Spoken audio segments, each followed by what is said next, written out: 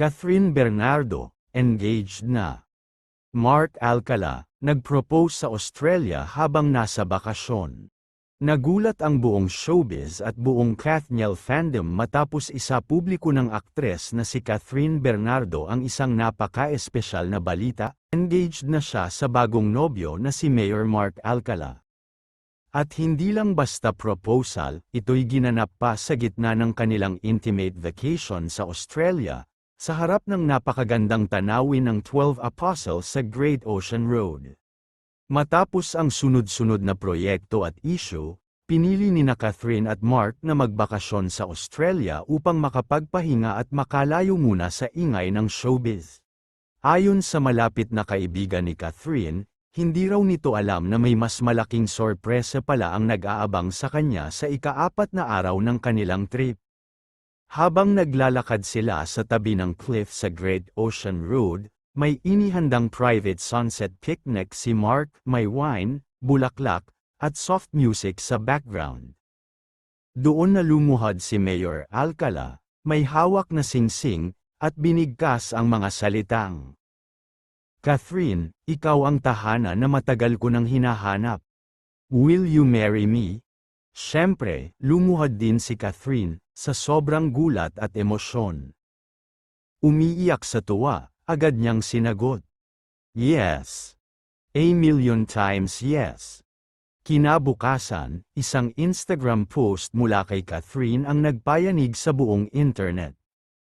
Larawan ito ng kamay niya, may suot na simpleng yet elegant diamond ring, at sa caption ay nakasulat lamang, "Still shaking. Still crying. Thank you for loving me the way I never thought I could be loved." #engaged #GreatOceanYes.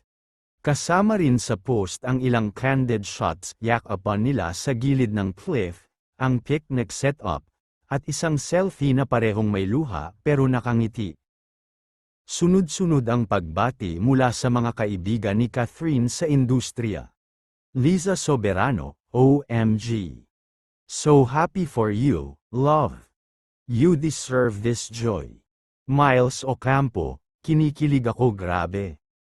Naiyak kami ni Ria."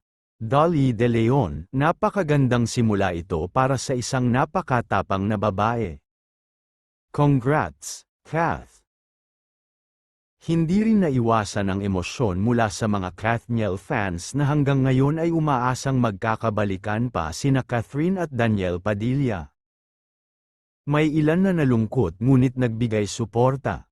"Masakit, pero kung masaya ka, masaya na rin kami. Mahal ka namin, Kath." Habang ang iba na may tila tuluyang tumanggap na ng bago niyang pag-ibig. Mark Alcala, "Alagaan mo si Catherine. She's our queen." Ayon sa source malapit kay Mark, wala pang final wedding date, pero plano raw nilang ikasal sometime next year, at posible raw na destination wedding ito sa Europe o New Zealand.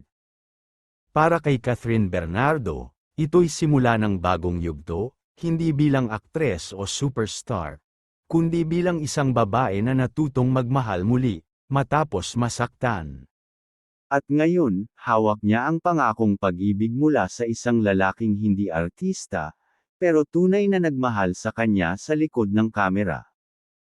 Love always finds a way, and sometimes, it finds you when you're standing at the edge of a cliff, not falling, but finally flying.